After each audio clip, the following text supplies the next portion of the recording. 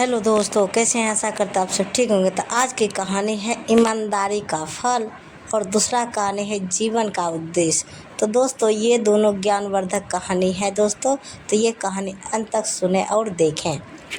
ईमानदारी का फल सदैव मधुर होता है। एक बार की बात है, एक छोटे से गांव में रामा नाम का एक लकहरा रहता था। रामा बहुत गरीब था, लेकिन वह ईमानदार और मेहनती था। वह हर रोज़ जंगल में लकड़ी काटने जाता था और उसे शहर में बेचकर अपना गुजर बसर करता था। एक दिन रमा जंगल में लकड़ी काट रहा था कि उसे एक चमकती हुई थैली दिखाई दी। थैली भारी थी और रमा को लगा कि इसमें के सिक्के होंगे। उसने थैली उठाई और उसे खोलकर देखा। थैली में सोने के सिक्के नहीं थे, बल्कि हीरे, मोती और अन्य कीमती रत्न भरे हुए थे। रामा बहुत खुश हुआ। उसने सोचा कि अब वह गरीबी से मुक्त हो जाएगा और अपनी ज़िंदगी बदल सकेगा। लेकिन फिर उसने सोचा कि यह थैली किसी की होगी और उसे वापस लौटना चाहिए। थैली और मुखिया। रामा थैली लेकर गांव के मुखिया के पास गया। मुखिया ने थैली खोलकर देखी और आश्चर्यचकित रह गया। उसने रामा से पूछा कि उसे यह थैली कहाँ से मिली है। रामा ने सारी बात सच सच बता दी। मुखिया ने रामा की ईमानदारी की सराहना की और कहा, रामा, तुमने जो ईमानदारी दिखाई है उसके लिए मैं तुम्हें पुरस्कृत करूँगा। यह थैली तुम्हारी ही है। रामा बहुत खुश हुआ। उसने मुखिया को धन्यवाद दिया और घर लौट आया। उसने थैली में से कुछ हीरे मोती बेचे और बाकी को संभाल कर रख लिए। उसने उन पैसों से एक अच्छा सा घर बनवाया और अपनी बेटी की शादी भी कर दी।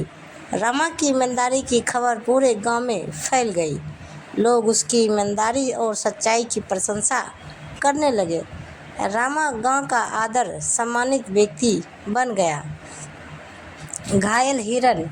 समय बीतता गया और एक दिन रामा जंगल में लकड़ी काट रहा था कि उसे एक घायल हिरन दिखाई दिया। हिरन का पैर टूट गया था और वह दर्द से कराह रहा था। रामा को हिरन पर दया आ गई और उसने उसे अपने घर ले जाने का फैसला किया। रामा ने हिरन का इलाज किया और उसकी देखभाल की। कुछ दिनों बाद हिरन ठीक हो गया। रामा ने हिरन को जंगल में छोड़ दिया। हिरन रामा की दयालुता से बहुत खुश हुआ। उसने रामा को धन्यवाद दिया और जंगल में गायब हो गया। अगले दिन रामा जंगल में लकड़ी काट रहा था कि उसे वही हिरन दिखाई दिया। हिरन के मुंह में एक चमकता हुआ हीरा था। हिरन ने हीरा रामा को दिया और जंगल में गायब हो गया। रामा बहुत हैरान हुआ। उसने सोचा कि यह हिरन वही है जिसे उसने बचाया था और यह हीरा उसे उसी का बदला है। रामा ने हीरा बेच दिया और उससे मिले पैसे से उसने गांव में एक स्कूल खोला दिया।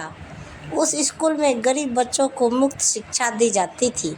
रामा की ईमानदारी और दयालुता का फल उसे मिला।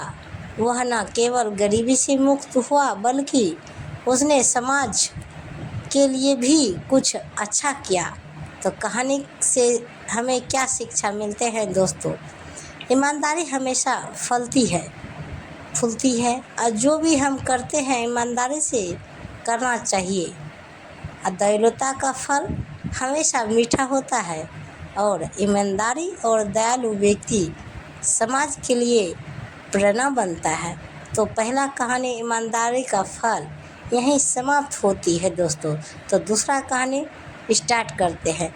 तब तक कमेंट बॉक्स में लिखें जय माता दी। तो दूसरा कहानी जीवन का उद्देश्य। प्रकृति की हर बीज के जीवन का उद्देश्य है। एक बीज था, उसका नाम जीवन था। जीवन ने एक बार फूलों को देखा। फूलों की सुंदरता देखकर वह चकित रह गया। उसने सोचा, काश मैं भी बड़ा होकर सुंदर सा फूल बन जाऊं। अब यह जैसे उसके जीवन का सबसे बड़ा सपना बन गया था। परंतु जीवन अभी बहुत ही छोटा सा नन्हा सा था। अभी उसकी अपनी कोई पहचान नहीं थी। उसने ठान लिया था कि मुझे अपने सपने को पूरा करना है, चाहे कितनी भी अड़चनें आए। अपने आप को सुरक्षित और स्वस्थ रखने के लिए वह प्रतिदिन मेहनत करता, पर्याप्त पानी पीता और धूप खाता। जीवन का डर। कुछ दिनों के बाद की बात है। बरसात का मौसम आया था। हवाएं तेज चल रही थी। जीवन को बहुत डर लग रहा था। उसे लग रहा था कहीं मैं अपने पेड़ से अलग न हो जाऊं। परंतु अपने सपनों को पूरा करने के लिए हर एक को अपने सुविधा घेरे से बाहर निकलना ही पड़ता है। हवा बार बार जीवन से टकरा रही थी। जीवन ने हवाओं से कहा, तुम इतनी कठोरता से क्यों टकरा रही हो? हवा ने उत्तर दिया, जीवन, अपने सपनों को पूरा करने के लिए या अपने कर्तव्य को पूर्ण करने के लिए कठोरता से टकराना ही पड़ता है। मेरा कर्तव्य है कि मैं नए बीजों को अपने संग उड़ाकर उन्हें उगने के लिए नई जमीन दूं। तकलीफ से ऊपर है सपने और कर्तव्य। तुमसे तो केवल मैं कठोरता से टकरा रही हूँ। तुम जरा सोचो, मैं तो ना जाने कितने पेड़ों से, फूलों से, बीजों से, पत्थरों से टकराती रहती हूँ। क्या मुझे तकलीफ नहीं होती होगी? होती है, परंतु अपने कर्तव्य को, अपने सपने को तकलीफ़ों के आगे रखना चाहिए। यदि तुम भी पेड़ बनना चाहते हो तो समय की कठोरता से टकराना सीखो, खुद को संभालना सीखो, निरंतर मेहनत करना सीखो। जीवन को हवा की बातें सुनकर हिम्मत मिली। वह अब अपने डर से आगे आकर हवा के साथ अनजान जमीन तक उड़ने के लिए तैयार हो गया। जब वह हवा ने जीवन को उड़ाया तो जीवन डर से चिल्लाने लगा। हवा की सीख। हवा ने उसे चारों ओर से घेर लिया और फिर जीवन को समझाया, जीवन, किसी भी प्रयोजन में सफल होने के लिए निरंतर मेहनत के साथ साथ अपने आप पर भरोसा होना जरूरी है। विषय परिस्थितियों में घबराना नहीं चाहिए, धैर्य से डटे रहना चाहिए। तुम भी घबराओ मत, धैर्य से डटे रहो। हवा की बातें सुनकर जीवन में मानो नई ऊर्जा का संचार हुआ हो। वह अपने डर को पीछे कर धैर्य एवं स्वयं के भरोसे के साथ अपने नई जमीन की तलाश में उड़ता जा रहा था। तभी हवा ने जीवन को बताया, वह सामने वाली जमीन पर तुम्हें स्थापित होना है। वहाँ तुम्हें उतारने के लिए मैं अपनी ऊर्जा कम कर रही हूँ। हवा का वेग कम होते ही साथ ही जीवन हवा से अलग हो जमीन पर गिर पड़ा। अंधेरे में फंसा जीवन। हवा के कारण मिट्टी भी उड़ रही थी और जीवन को ढक रही थी। कुछ समय के बाद जीवन मिट्टी से पूरे तरीके से ढक गया। अब एक बार फिर उसे डर सताने लगा, परंतु उसने हवा की बातों को याद कर धैर्य बनाए रखा। अंधकार से बिना डरे प्रकाश की प्रतीक्षा करने लगा। कुछ समय बाद बारिश हुई। जीवन को मिट्टी के अंदर अंधेरे में कुछ दिखा नहीं रहा था, परंतु उसे एहसास हो रहा था कि उसके ऊपर पानी की बूंदें मिट्टी में रिस रिस कर पहुंच रही है। देखते ही देखते जीवन पूरा गीला हो गया। बरसात तो रुक गई, परंतु जीवन सूख नहीं पा रहा था, क्योंकि उसके ऊपर भीगी मिट्टी की परत थी। विषम परिस्थिति में धैर्य एवं निरंतर प्रयास। अब तक जीवन समझ चुका था कि यदि मुझे फूल बनना है तो इस प्रक्रिया से गुजरना ही पड़ेगा। संयम के साथ जीवन अपने आप को बदलते देखने लगा। बारिश और मिट्टी ने मानो तकलीफ से ज़्यादा जीवन को उगने में सहायता की हो। कुछ दिनों बाद जीवन के शरीर से जड़ और धर उगने लगे।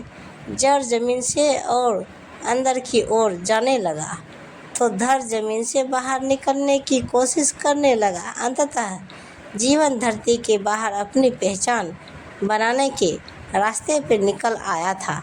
बिल्कुल नन्हा सा था। पहले दिन मानो कोई छोटा सा कीट हो। हफ्ते 10 दिन में घास जैसा हुआ, महीने 2 महीने छोटे पौधे का रूप धरा, तो साल भर में छोटे पेड़ का रूप ले लिया। जीवन का सपना पूरा हुआ। जीवन 2 साल तक बिना रुके प्रतिदिन अपने आप को योग्य बनाने में जुटा रहा।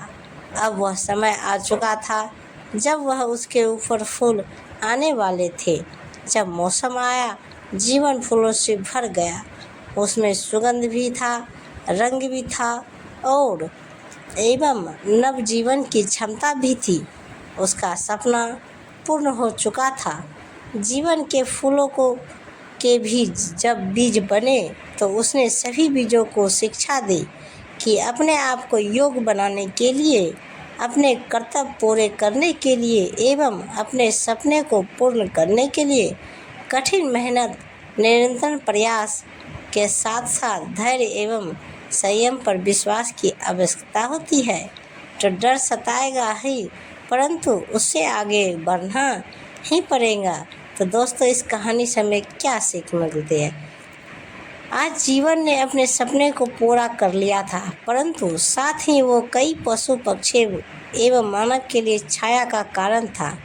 जीवन अपने पेड़ से हवाओं को शुद्ध करता और अपने सुंदरता फूलों और से लोगों को आनंद का एहसास करवाता। यही एक जीवन का मार्ग एवं उद्देश्य होना चाहिए। तो दोस्तों, ये दोनों कहानी आपको कैसी लगी हमें कमेंट में ज़रूर बताइएगा। तो दोस्तों, प्रेम से बोलिए जय माता दी, हर हर महादेव। तो दोस्तों, अभी तक जो भी हमारे चैनल को सब्सक्राइब नहीं किए हैं, प्लीज़ हमारे चैनल को सब्सक्राइब करें और बेल आइकन घंटा ज़रूर दबाएं ताकि वीडियो अपलोड करते ही आपको सबसे पहले मिले। तो दोस्तों, कमेंट में जाइए और ऐसी कहानियाँ सुनने के लिए धन्यवाद। तो मिलते हैं दोस्तों अगले वीडियो के साथ। तब तक बाय बाय दोस्तों, जय हिंद।